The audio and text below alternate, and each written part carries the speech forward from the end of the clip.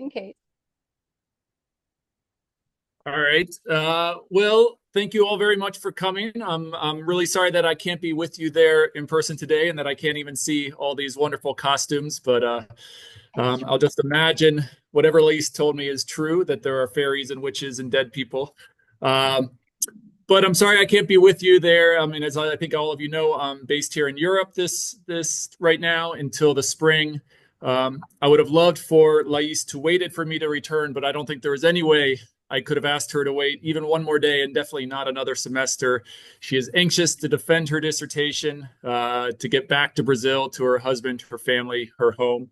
And so I'm happy to be there at least virtually. Laís has really been a wonderful student, and I can say with complete confidence that she really is one of the toughest and most determined students that I've ever had the pleasure to work with. Throughout her time as a graduate student at UM, she's faced a number of different challenges and difficulties, both academic and personal. All of it outside of her control and none of it her fault. But these challenges, have been a real weight on her. But despite all of that, she has persevered. And as I think we're all going to see today, she hasn't just persevered, but she has excelled. She has succeeded in completing an incredibly impressive set of research projects and at becoming a really promising early career researcher who we should all expect great things from.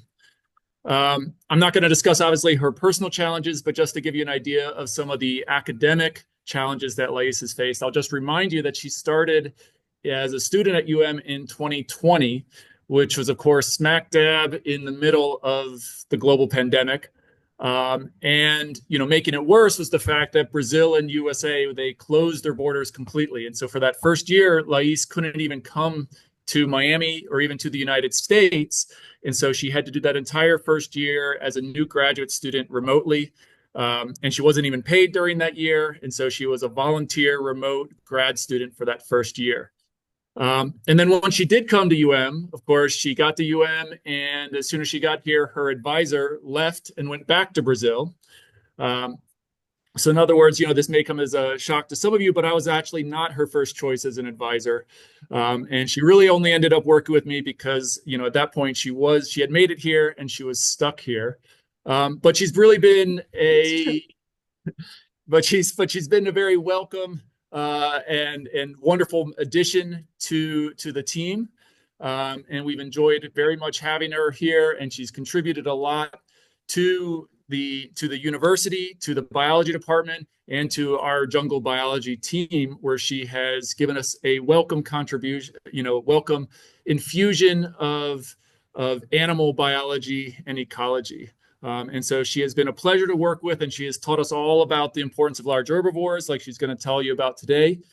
She's also just been a wonderful team member and collaborator. And so she's joined us on several different projects. She's come with us to the field, to Big Cypress, even to the Colombian cloud forest.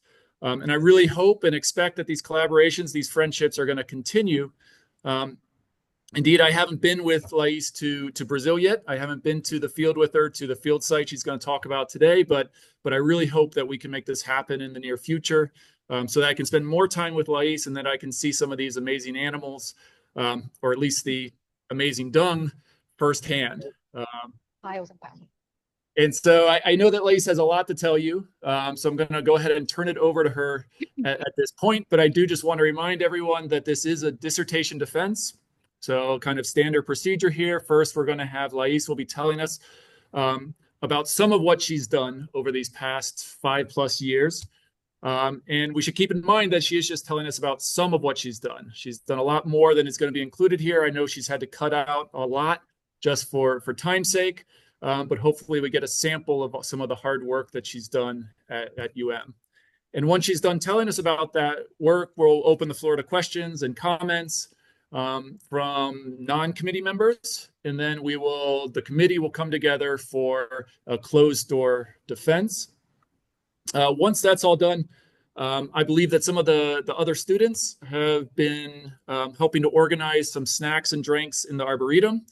So, you are all invited, and hopefully you can all join us there, right? Not join us, join them there. And help us to celebrate Laís's accomplishments. So once again, thank you very much, all of you, for supporting Laís, for being there today.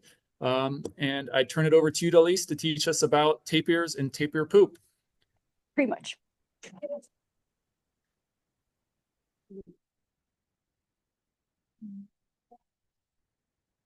Screen, share screen. You can see my screen. Yes. And then I open this, and you can see this, and then I open the presenter talk. Okay. Can I move this? Yeah. To like the bottom. All right. I hope the Zoom is seeing my slides, not my presenter view. Silence. Okay. Thank you, Ken, for this lovely introduction. I really hope you could be here, but I couldn't wait more. Sorry. And thank you all for coming. That's been a memorable defense with all you guys dressed up. I'll probably will lose my track of what I'm talking about looking at you guys. And let's get started. So today is my doctoral defense, and I'm going to show you a beautiful story of what I did over these past few years, and especially the dietary ecological functioning of this large herbivore. So large herbivores, in this case, I'm only talking about terrestrial herbivores. They play a lot of different functions, ecological functions in their ecosystems where they live. And here in this figure, I hope you see my pointer. Yeah, I'll be shaking. And you can see like different biomes and how the increase of large herbivores in these biomes, like the presence of them, they enhance the ecosystem where they live. So for example, it's known that large herbivores, they increase primary productivity by consuming the woody vegetation and enhancing nutrient cycling. In tropical rainforests, the animals also increase diversity through dispersing seeds. And in more like savanna and grasslands, these animals are known to control the fire regime, and they have this controlling the abiotic disturbances by consuming the flammable biomass there.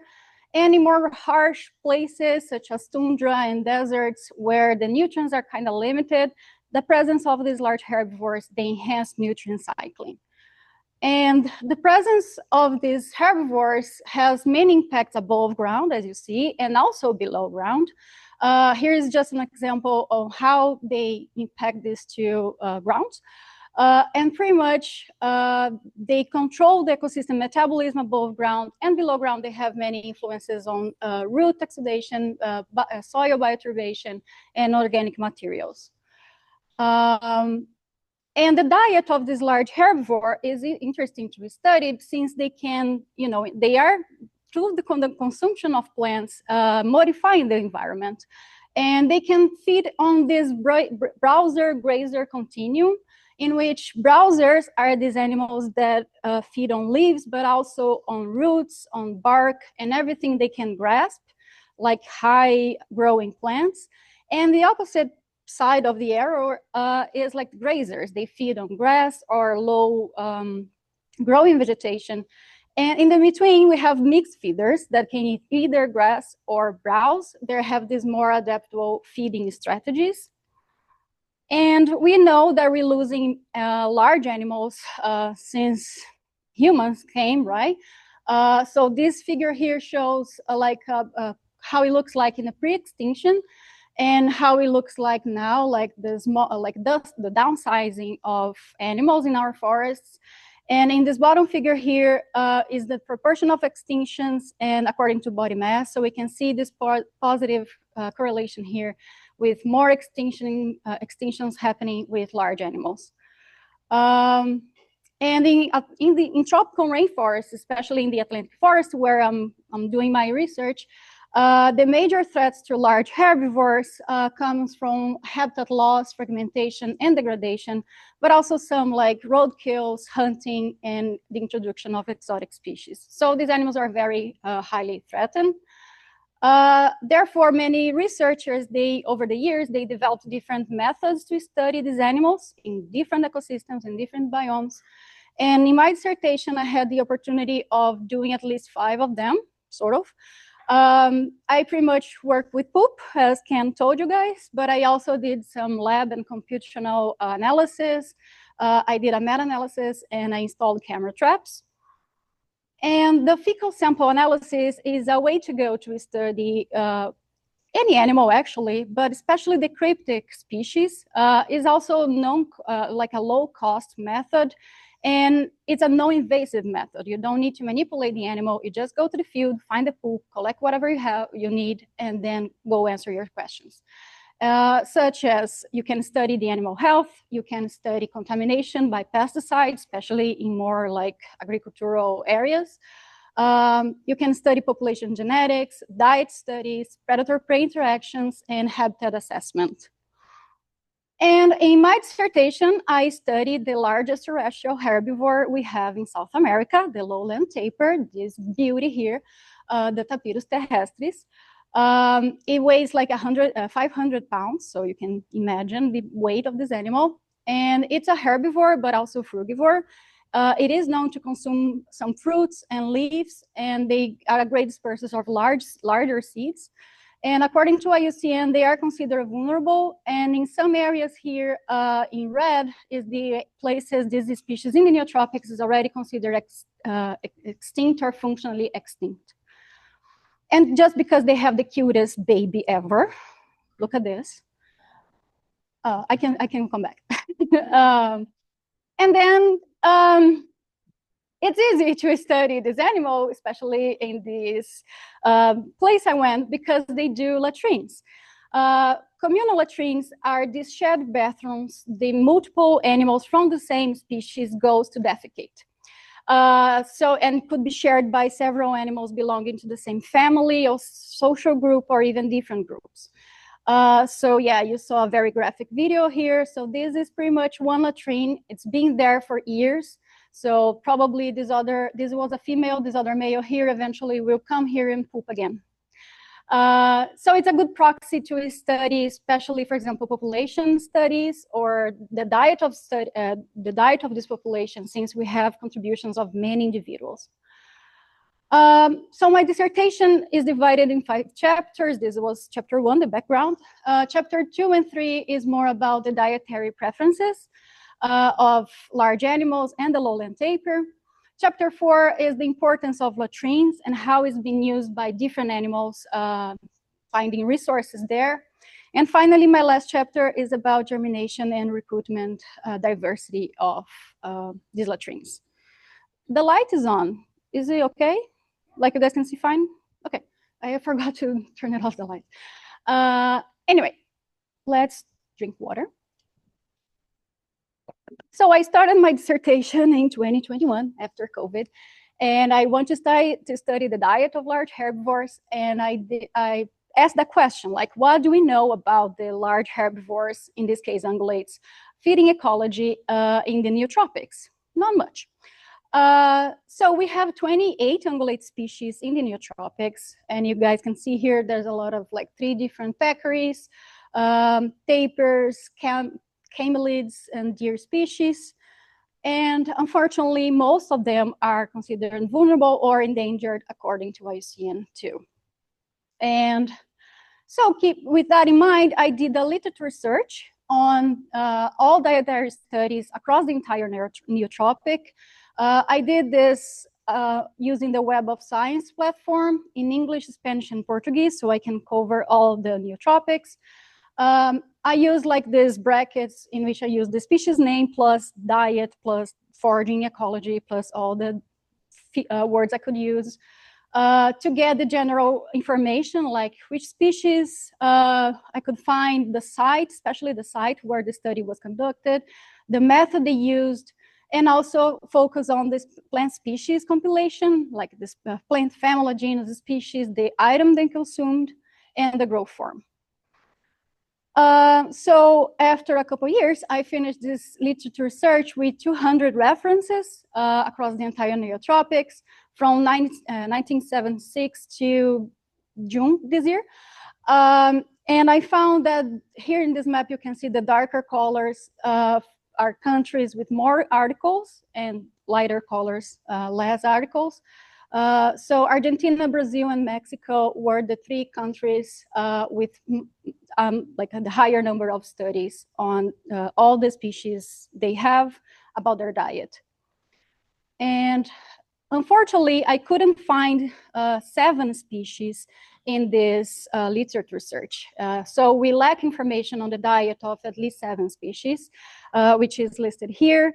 They are all deer species, all cervids, and some of them, like especially the pudu and Pudella mephistopheles, they are very endemic to a very specific local place in South America.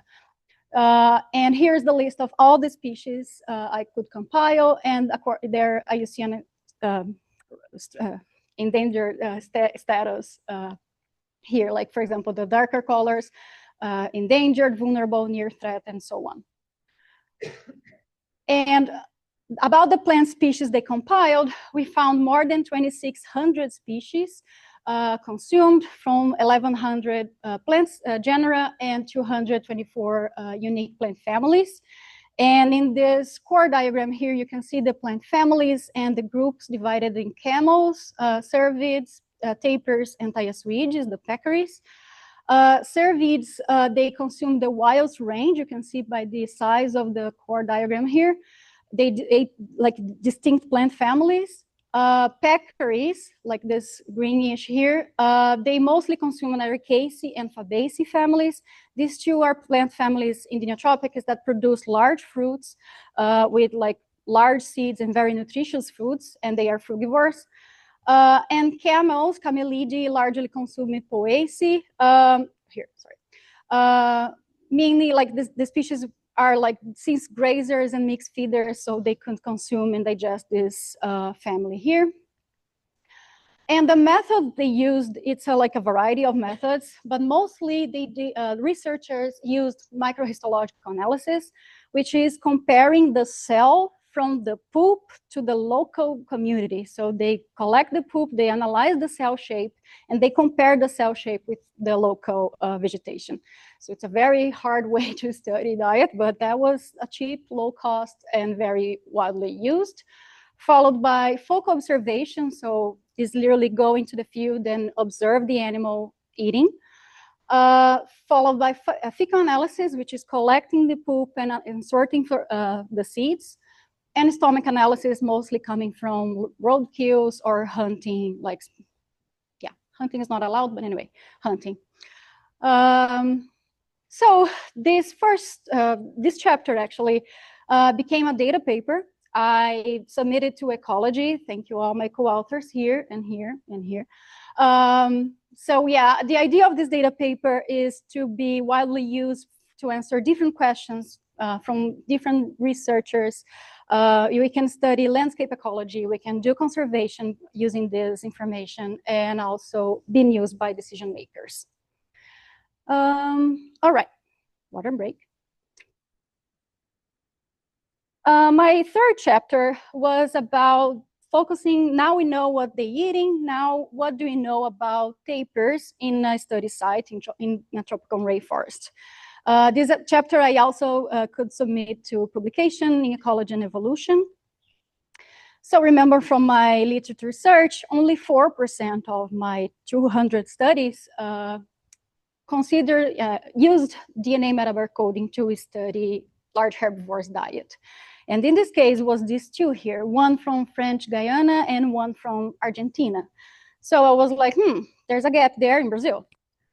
And all we know about DNA metabolic coding in the large herbivores diet comes from African savannas and large air herbivores from there.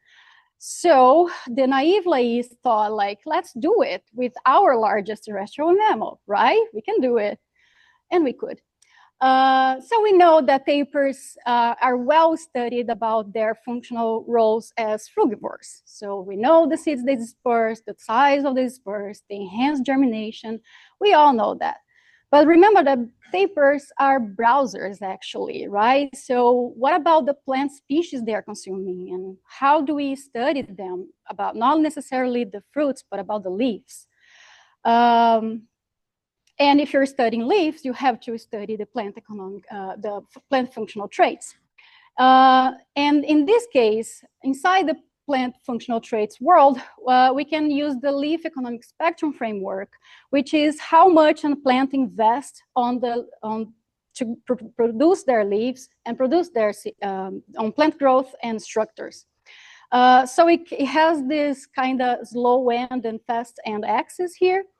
The slow end here, it means like greater investment. So the plants really invest on cell walls, on lignins, cellulose, and meaning like these leaves are more dense, they have low nitrogen, but they have higher longevity, but they are low palatable. And in the opposite side, we have the fast end, which is the cheaper leaves. Having lower investment, they are less dense, but they have high nitrogen, and they are ephemeral, but higher palatability. And with that in mind, we know some traits are correlated to the leaf economic spectrum, and I chose to work with those 5. So on the fast end here, I chose to work with specific leaf area, meaning that if we find high specific leaf area, meaning the leaves are less dense, they have less dense tissue, they're thinner, higher nitrogen content, meaning greater photosynthetic capacity, but also high palatability. On the opposite side here, on the slow end, there's a trait called LDMC, leaf dry matter content, meaning denser, tougher leaves. If you find high LDMC, because they have higher structural compounds, cellulose and lignin. In between, we can use leaf thickness. There's plants that produce thicker leaves and thinner leaves. So it's kind of both of the size of the spectrum, but it's a very nice trait to investigate. And also leaf width. This leaf width is not necessarily part of the spectrum due to this trait is more driven by geographic and climatic factors. However, we know like larger leaves, if you find larger leaves, they're easy to consume, especially for a large herbivore. So the questions for this chapter were like, which plant species are being consumed by lowland tapirs? Does the defecated species compositions vary among the different latrines? So spatially, how does it varies? How does their diet differ from the local flora? So are tapirs consuming the plants from the local availability? And are tapirs selecting plants from the leaf economic spectrum framework? And for this, we know that tapirs, they have this high home range, like 11 kilometers a day. So they might be eating a wide variety of plants from different traits, but they might be specifically consuming plants from the fast end of the leaf economic spectrum, since they are more palatable, more nutritious, meaning like high SLA, thin leaves, high nitrogen, and low LDMC. My study site for this chapter and for my other chapters was in Carlos Botelho State Park. This is a very beautiful place in the middle of the Atlantic forest in Brazil. And I went there over the years and I mapped all the latrines.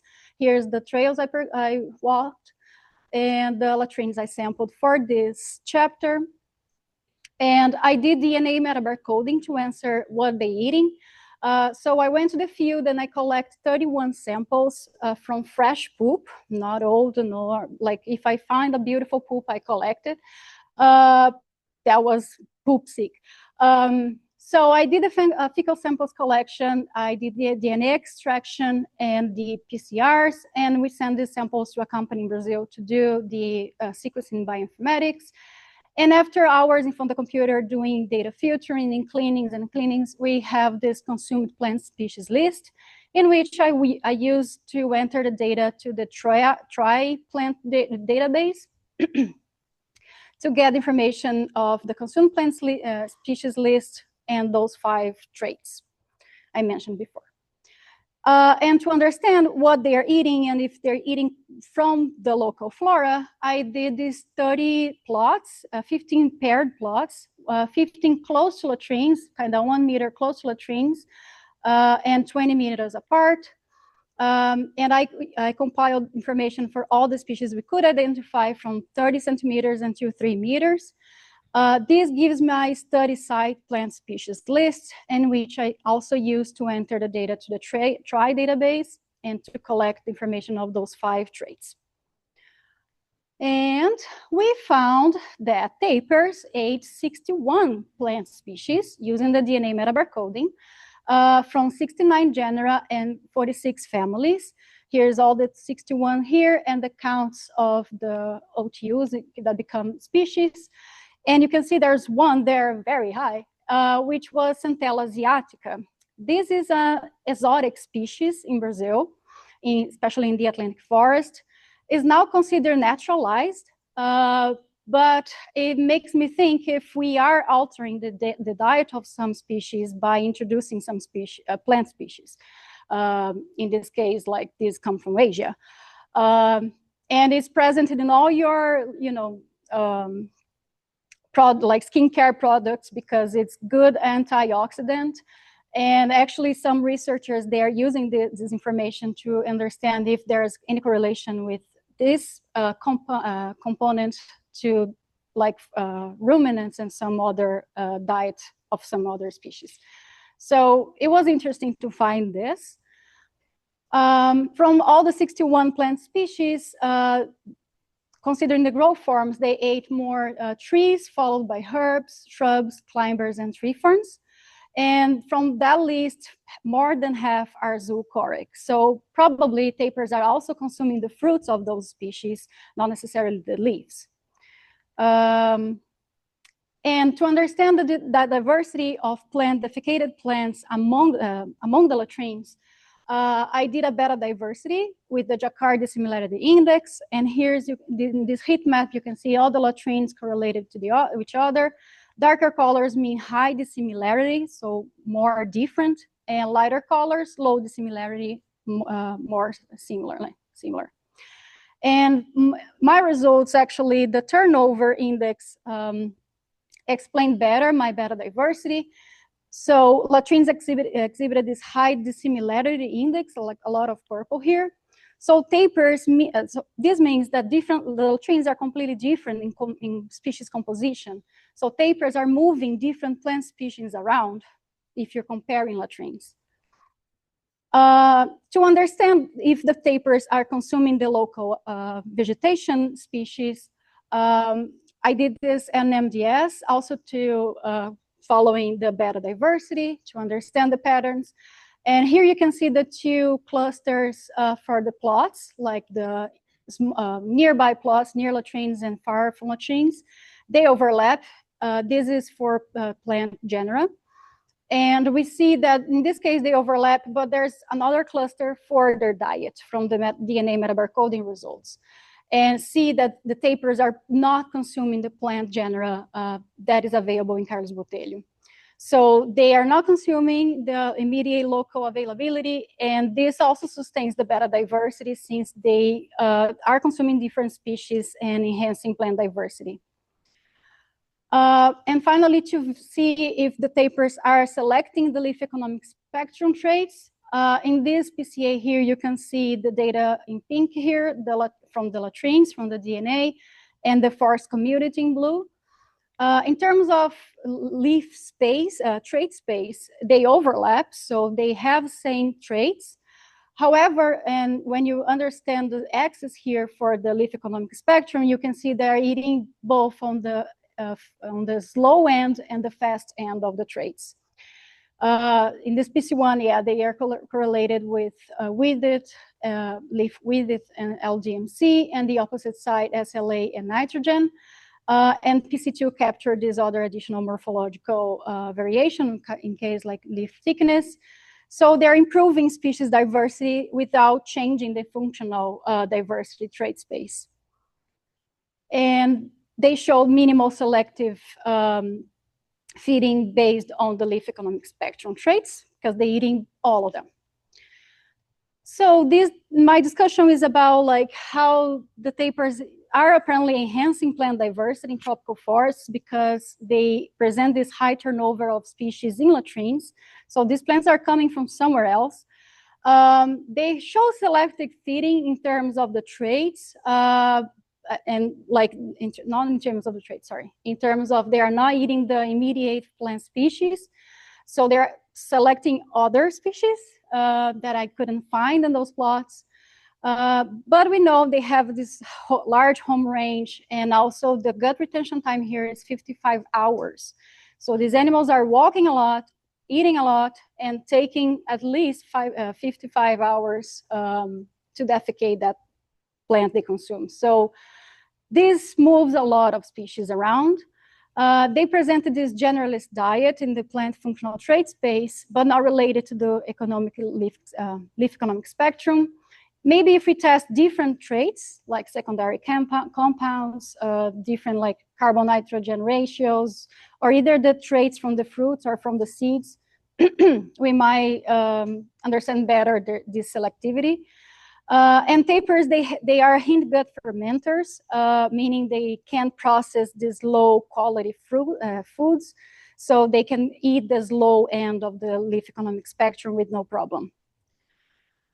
And the DNA metabarcoding, there are some caveats because unfortunately it wasn't enough to understand the diet complexity. And we still are debating, like, we know they're browsers, but how much are they herbivores against frugivores? Unfortunately, we can't answer that using DNA metabarcoding because we only have DNA. We don't know if the DNA comes from the fruit, from the seed, from the seedling, from the adult. We don't know.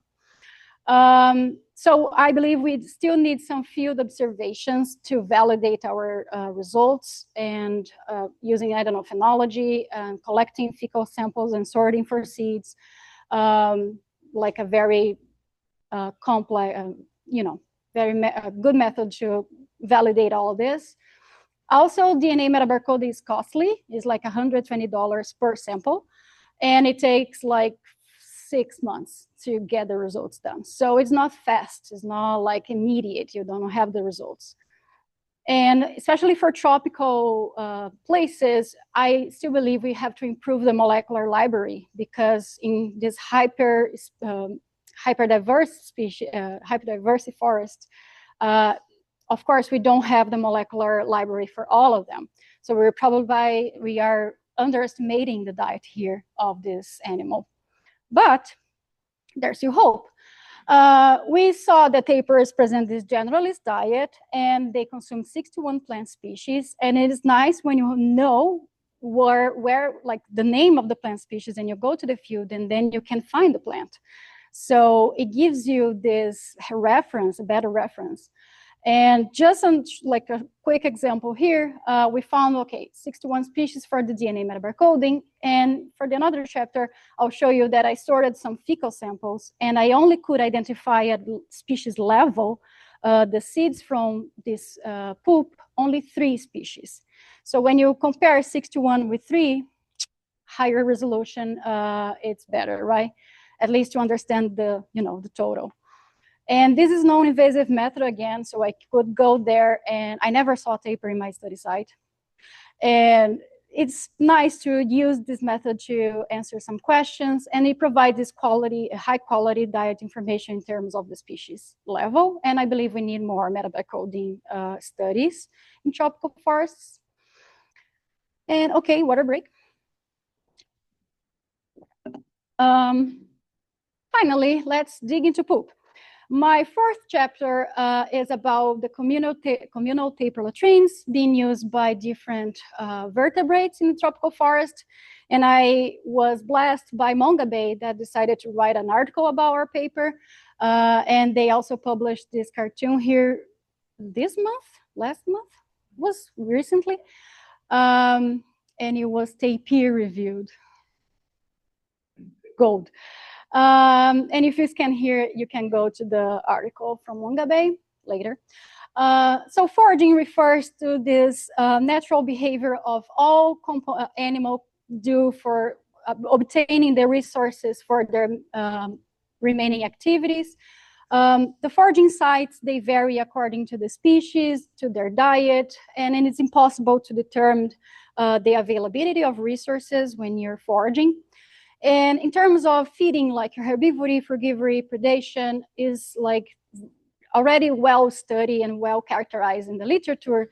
but feeding on someone else's poop is well less described and understood. And different animals do latrines. Here an example of the ringtail, also river otters, arboreal animals like the howler monkey and tapirs. And latrines has been used by these animals for different purposes. So for example, there's papers saying about the resource defense, information center, especially for reproduction advertisement, animals used as landmark aidings for orientation, parasite avoidance, and predator-prey interactions. But again, latrines as alternative food resources has never been studied before, and we already know that tapirs are generalists and they consume a lot of plants, so therefore they might be defecating a lot of seeds, right? So the questions for this chapter were which vertebrate species are foraging there? Do these species differ in their foraging and non-foraging behaviors schedules within the day? And do species foraging and non-foraging behavior change with days after defecation? And I expect since, okay, tapirs are generalists, so they are consuming a lot of things, so they might defecating a lot of things. We expect different feeding yields here, feeding habits, such as, for example, omnivores, insectivores, frugivores, and granivores. And related to the time after defecation, we're probably seeing this decaying on the foraging events of these animals. So for this chapter, I installed camera traps on 27 latrines, one per latrine focused on to capture the movement over there, and using video mode for 6 months. And I collect all the basic information and also the foraging and non-foraging behavior. Non-foraging means when the animal just passed by the latrine without, showing any interest, without manipulating anything. They're just passing, living their lives. And I also counting the foraging time in seconds. Yeah. So after sorting more than 6,400 videos, in total, I found 3,600 individual records of species foraging in tapir latrines, and we found 9 species with foraging more than 10 videos, so they are not super random, and from different feeding habits here: frugivores, omnivores, granivores, insectivores. And here's the number of records in pink, the foraging, and no foraging in gray. And this is the 9 species. When you see, like, for example, there's mammals and birds of different sizes and different, there's an aquatic animal over there. So from those 9 foragers, we narrowed down to 5 species that were recorded more foraging than no foraging. So they were like latrine dwellers, really. And they were the Brazilian squirrel, the Gerlingetes brasiliensis, the Turdus albicollis, the white-necked thrush, Tinamou solitaris, solitary tinamou, Camaesa campanisona, the short-tailed ant thrush, and Odontophorus capoeira, the spot-winged wood quail. This is a hard name to say. And to understand if the foraging and non-foraging behaviors change over the day of these animals, we found significant results for the squirrel, the tinamou, and the ant thrush.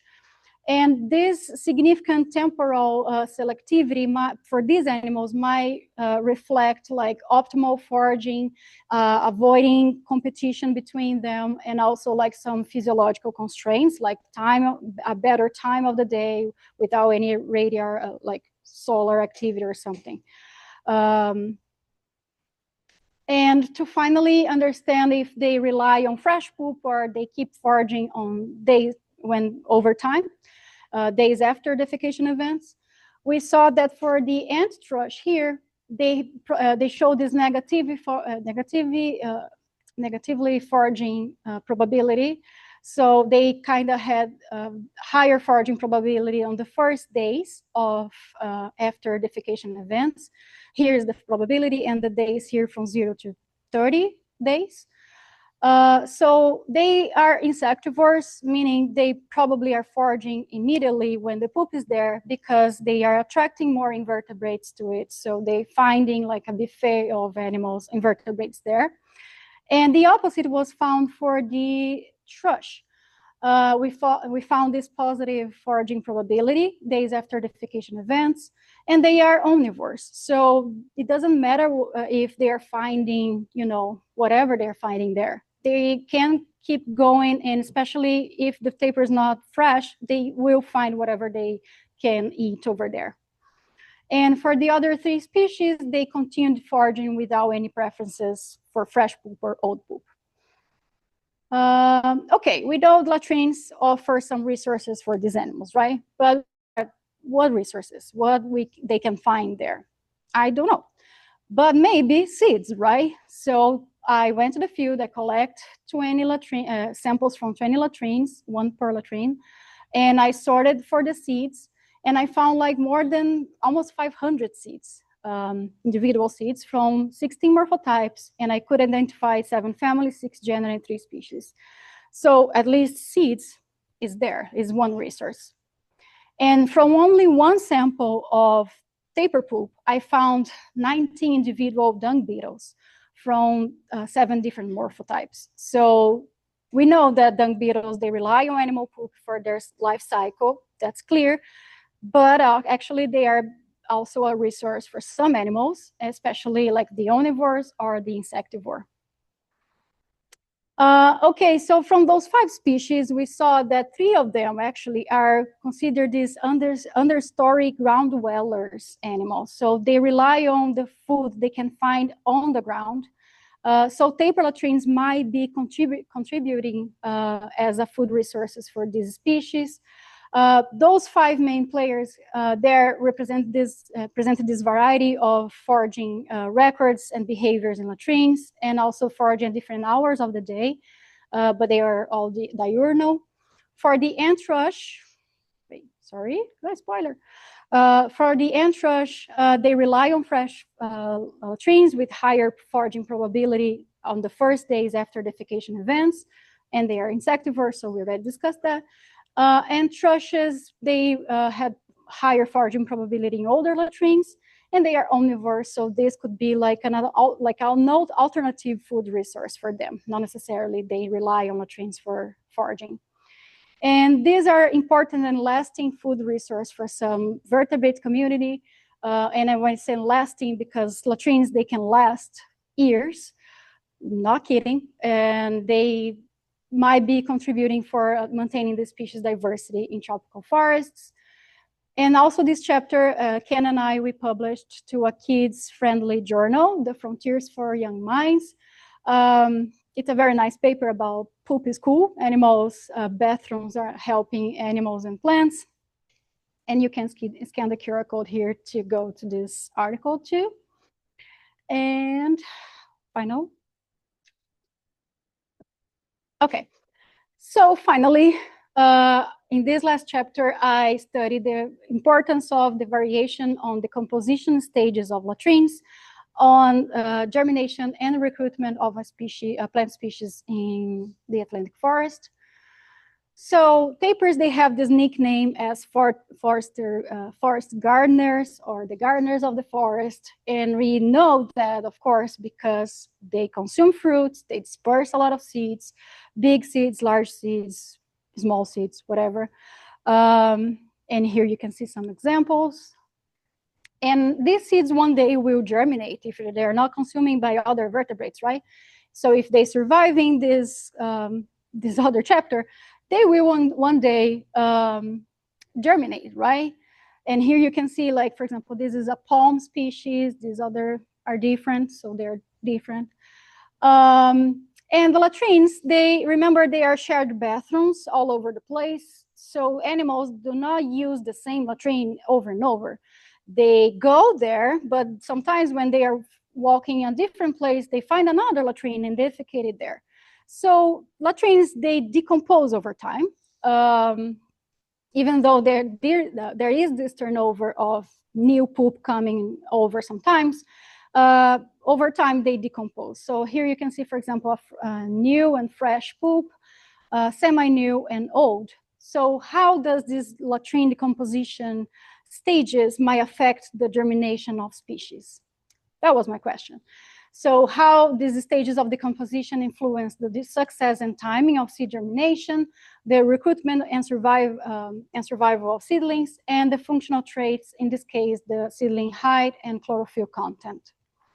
And I expect to find some, like for seed germination, at least for fresh pulp and semi-new, they might enhance the initial germination since they provide the nutrient inputs for some seeds that facilitate early germination. And for seedling recruitment and some traits, we might see a better result on the semi-new and old, as these decomposition stages are more stable and they provide non-toxic nutrient concentrations for this step, like for seedling growth and recruitment. To test that, I did this greenhouse experiment in Brazil that lasted almost a year. And I tested using the Brazilian nutmeg, the Cryptocarya mandiocana. This is a large seed, a very important seed and endemic to Atlantic forest and is widely consumed by many frugivores. So in this experiment I did, I compared with the control, which was vermiculite, it's like a sterile soil. And I had the three treatments, the new, semi-new, and old, 25 pots per treatment and 100 seeds, 1 per pot. And I removed the seeds, the pulp from the seeds manually. So I only planted those seeds without the pulp and very clean, very beautiful seeds. That, by the way, I collected from the parent tree. I forgot to mention that. I'm not using defecated seeds here because we already know that tapirs enhance germination. We know, but what we don't know is like, okay, but what if another seed fall from the tree, parent tree, to this latrine? What would happen? And before I planted all the pots, I dried it out of the fecal samples because I wanted to make sure there's no other seed viable there that could germinate while we're doing the experiment. And I had a friend and an assistant there that monitored the latrine, the pots for me every 7 days. And at the end of the experiment, I got the final seedlings height, the chlorophyll content, and the wet-dry weight. So about seed germination success, we couldn't find any significant, statistical significant differences between the treatments, but they have kind of higher germination rates, like 68 and for 2 of the treatments, and control, they had the lowest germination success. And the germination times, like at the moment that the seed germinated, we also didn't found any significant results among the 4 treatments. So they all germinated at the same time, whatever the fecal treatments or control. And for seedling height, the growing period here, we saw that at least for the control ones, at some point they stopped growing until the end of the experiment, and the seedlings from the fecal treatments, they kept growing until after like 350 days. And about the seedlings height in this different treatment, now we found some statistical differences among the treatments, especially compared to control, in which old feces treatment produced the tallest seedlings, and the control treatment, they produced the smallest seedling. And finally, for seedlings chlorophyll content, the CCI I measured, we also found significant differences between the treatments, but especially against them with the control. And seedlings from the control, they had the lowest CCI, the chlorophyll content, and seedlings from the semi-new pulp, they had the highest chlorophyll content. So actually, we didn't find any of significant in our treatments enhancing germination of these species, of course, the germination success, although they all showed these higher germination rates compared to the control, because probably seeds are using their own reserves instead of relying on the treatments during this early germination period. And we found for the old pulp, they provided the tallest seedlings. Probably in this treatment, we have more stable and toxic nutrient concentrations, especially for seedling growth and recruitment. And in the real world, more like taller seedlings means they are more competitive for light and in the understory environments. And they might be also resistant to herbivore or trampling. So it's a good place to grow and to germinate and grow. And semi-new treatment, they showed the highest chlorophyll index. And chlorophyll index also is a good indicator of nitrogen status and photosynthetic capacity. So seedlings from this treatment might be finding a good amount of nitrogen compared to the other treatments. And of course, this is a greenhouse experiment. We, of course, need to go to the field and do some in situ experiments to show what's going on.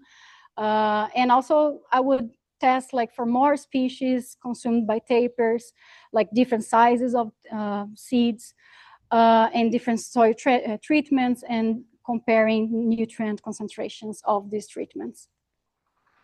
So as a summary, for chapter 2, we found the neotropical ungulates, most of them are threatened.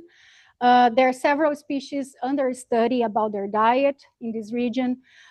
We found these uneven dietary studies across the countries, and we could come out with this new ungulate data paper. Hopefully it will be published soon. My next chapter, I studied the diet of lowland tapirs, and we found they are generalist feeders. They enhance plant diversity and also increase like the high turnover within latrines. They didn't show any preferences for the leaf economic spectrum, and DNA metabolic coding was a good proxy to study large herbivores in tropical forests, as they gave us like high resolution species in the species level. My fourth chapter, I study latrines, the communal latrines, and we saw that they offer resources to vertebrates. Different species forage there with different foraging habits. The latrine usage also differed between the animals, and these latrines are long-lasting feeding spot for the local community. And finally, the latrines showed like a good high germination rates of the Brazilian nutmeg compared to control. And semi-new and old fecal stages seems to provide these ideal and suitable conditions for seedlings to growth and development. Water break. Okay, so let's do the fun part, the acknowledgements. Well, thank you all for coming. And also I thank my committee and my former committee member and all the agencies and universities that helped me out over these 5 years. The University of Miami, but also the two from Brazil that may help me with the experiments in which I could do there. And my former lab. CNPq is a Brazilian funding agency, and in the early stages of my PhD, I got this grant that funded pretty much all the DNA metabolic coding study. And the other grants I applied and got, and some fellowship here, the UMIA, thank you. And I especially say thanks to some collaborators and friends/collaborators, especially Bruno and Karina and Luisa, pretty much. They helped me a lot during the DNA metabolic coding one, because I'm an ecologist. I don't do molecular stuff. So they helped me, they teach me, they taught me from scratch, like what's a read, how do I extract DNA for real from scratch. Luisa, she's doing her PhD in Stanford, and she's doing very similar research with the DNA metabolic coding too, but with reintroduced animals. I don't know if you're there. So she's being my way to go. Always when I have any doubts and any questions, she always helped me out. Maria Eduarda, she helped me with the pots. She monitored the pots for 350 days. And here we have like Nacho, which was my, I don't know if Nacho is here. He's in the Netherlands, but he was pretty much my co-PI for 3 years. And I was like, I'm giving up, I'll quit. And he was like, no, Laís, you keep staying. So he helped me a lot. And Sergio and Valesca are the two field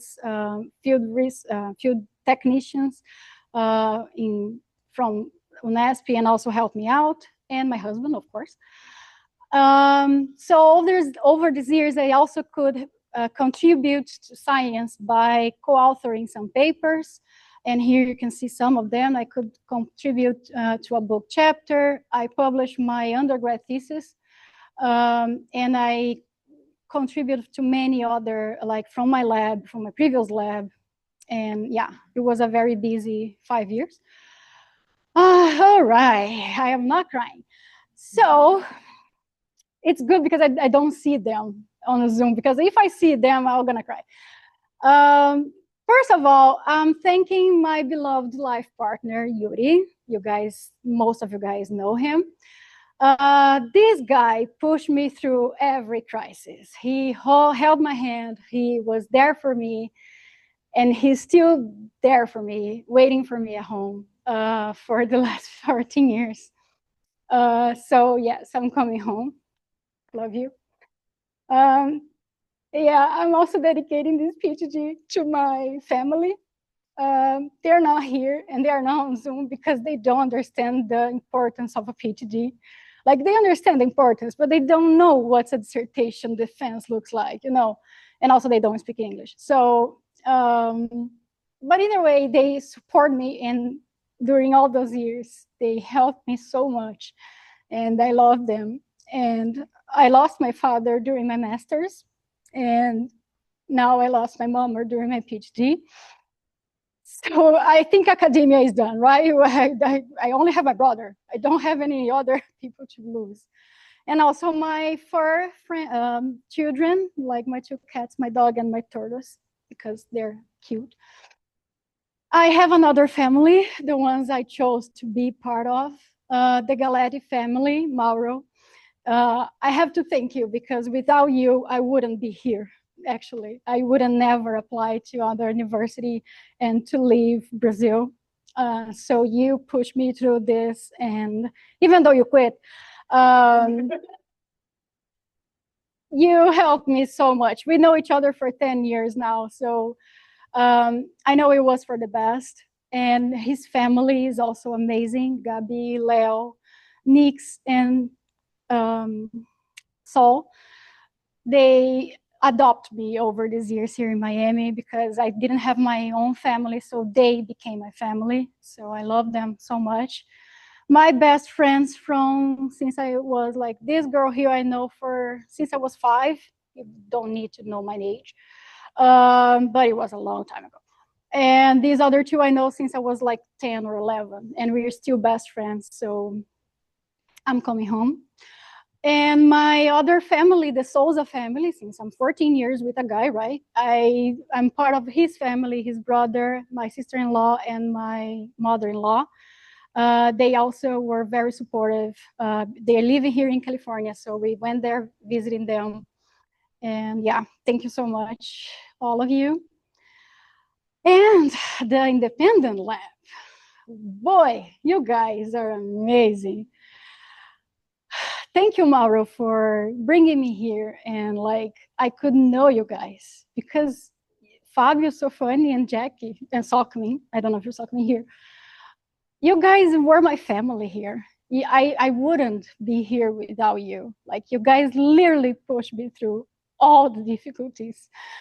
And I'm gonna miss you guys so much. All the valuable moments we had together, with Mauro, without Mauro, with Cersei Lab, Philly Lab, Dina Angela's lab. We spread it and we are together. So thank you for being my emotional support all of these years.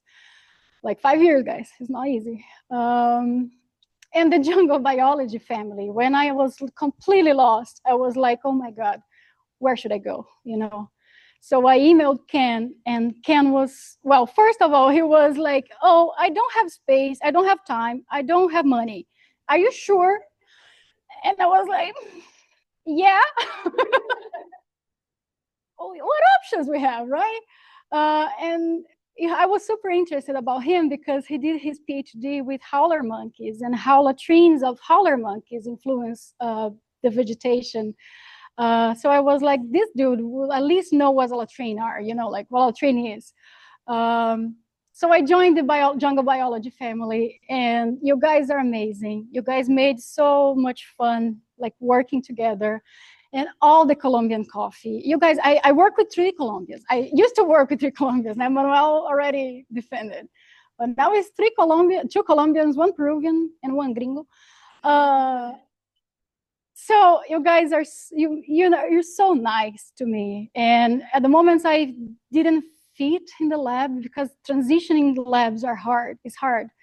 And you guys always embraced me, always made me like part of the family. So thank you. And also for, I don't know if you guys watching, like Manuel, Alisa, and Riley from the older version of the Philly lab. Thank you so much. You guys were such good friends. And all the biology community. I don't have pictures with all of you, and I don't hang out with all of you, but I love you. So thank you for all these amazing moments we had together. The social events, the DVPs, the baseball games, you know, the soccer games. What the hell? We played soccer. So it was super nice to also have different friends from different, you know, labs, different environments. And it was, and also Cynthia and Tony, you guys are amazing. Like, you guys also helped me out so much when I was still deciding if I quit, if I leave, I stay. So thank you so much. So Ken already told you this like an hour ago, but I decided to just show you the reality of doing a PhD in my pants. So there's the level of happiness here, and the yes, but. So the yes is yes, but, you know. So okay, it looks like this. This is not significant. So I did the interview in 2020 before the pandemic. It was January 7th, because my birthday was 8th. Yeah. So I came here for the very first time, relied on my English. I never left Brazil before. So I was like, yay, that's my moment. And I got accepted. I got the letter from Julia saying, congratulations, do you accept to come? And I was like, yes, but COVID, right? 2020, COVID, a 1-year lockdown. But I did online classes, okay? It was fine. I could, you know, learn about Core 1, biostats, professional skills all together online without getting paid. But then my mom had a stroke, and I was in Brazil. I was in a lockdown, and I was taking care of my sick mom while I was doing Core 1, biostats, and professional skills. But then 2021, yay, I could move to Miami. I got my shots. Thank you, science. But then my PI decided to quit. And I was like, and I was in Brazil in the middle of my field work, and I was like, shit, what should I do? I was like, well, I collect all this data, let's join another lab. So I joined the Philly lab in 2023, and it was amazing. It was the highest moment of that year, because then my mom died in the middle of the year, and I had like 3 hours with her. So after this rough decrease curve here, I shake it off. 2024, I published a lot, I got all the grants, I worked hard, and then another PI is quitting. So my life also changed because of someone else. If you know, you know. And then now I saw, like, okay, it's time to leave. I'm done, you know, like, I survived all of this, and I show you all my resources. I did what I could. Yeah. So a spooky curiosity, I defended my master's in October 30th of 2019.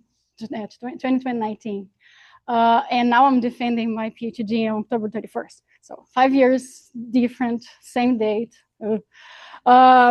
And I asked AI to do this beautiful picture with my mom, because I'm not doing the commencement, so I'll never wear the cape and gown, whatever. I use Sockming's, I don't know, Sockming, if you're here, but I use your picture. I took the picture, so I was like, oh, at least I was the photographer. So I asked AI, and she did this beautiful picture with me and my mom, and how in an ideal world, how it would like. And yeah, I'm over now. Thank you.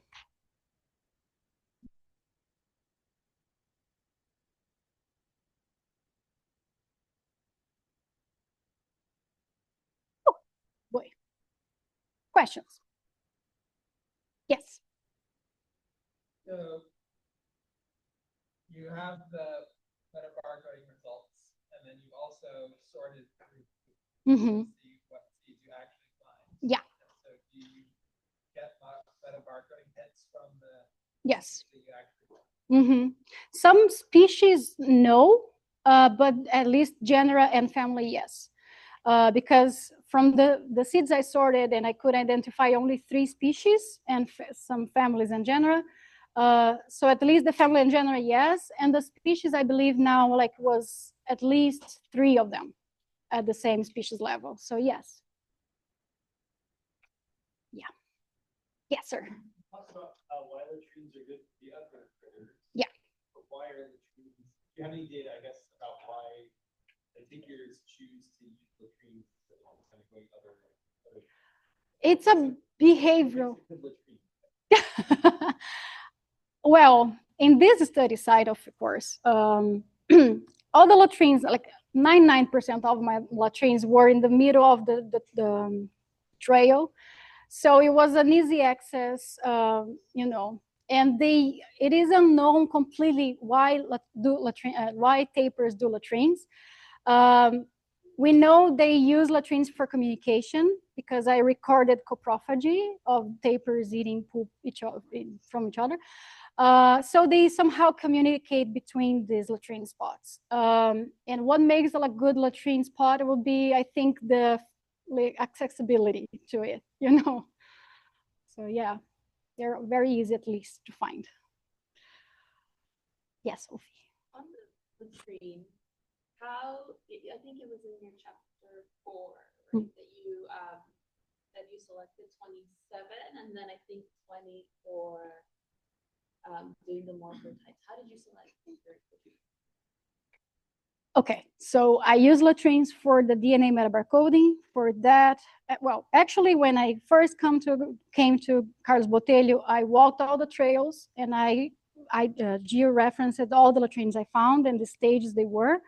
So I found like more than 65 latrines in the area I could use. So for the DNA metabarcoding, I used 31 because they were fresh. So I only use, like, I visited the latrine. If there's fresh poop, I collect. For the camera trapping, it was accessibility. Like, if it was easy to, because I went there every month to remove, to change the SD card and the batteries for 6 months. So it had to be easy to go and easy to find. But also, like, the latrines I chose for putting the camera traps, they were like beautiful latrines. They were like huge. They were in a good spot. They had this beautiful tree facing the latrine, so you can place the camera traps. People that work with camera traps, it's not easy. You sometimes, do magic to install a camera in a forest. So all of these together, since I had this library of latrines, I could pick the ones for each chapter, sort of. Yeah. Yes. What was the most interesting thing you found? Oh boy. The coprophagy was nice. It was disgusting, but it was super cool. I got 2 coprophagy, like one between a couple. It was like a male and a female. A female pooped, and the male went there and ate. I have videos. And the second most one, like coprophagy too, was a puma con collar. It was like also a couple. I believe the female passed over the latrine, and then the male stopped, and he was like cat, eating the latrine too for like a couple minutes, and then I could hear the female screaming like, "Come on!" and the guy left. Yeah. So I found coprophagy by tapirs and by puma con collars. Yeah. But it was super nice, right? Why they're eating these latrines? No one knows. Next Ph.D. Yes.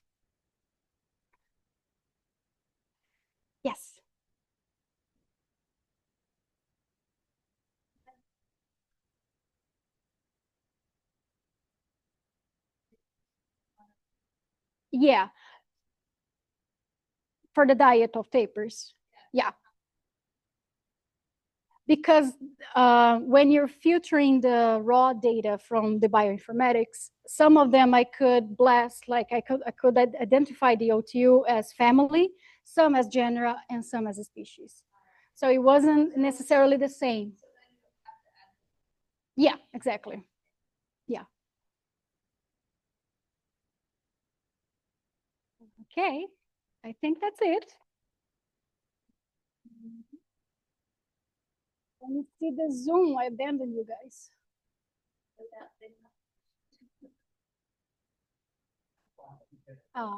Thank you, Mauro. I'll stop sharing now.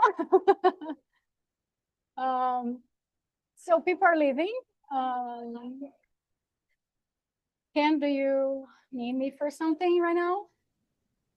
No. So I guess so I assume that I mean, great job, fantastic. Thank you. So you'll take a few minutes to reassemble in the other room, right? So Okay. I think we're going to our lab. I have the owl there, so I plug into my computer, and we're having the fence there. okay. But yeah, so I'll just be here. I guess I'll log out, but I'll try to log back in like 5 minutes and then just be waiting. Yeah. If the Zoom link doesn't work, let me know. I can create another one very quickly. Okay. Right. All right. See you soon. Congratulations. Thank you.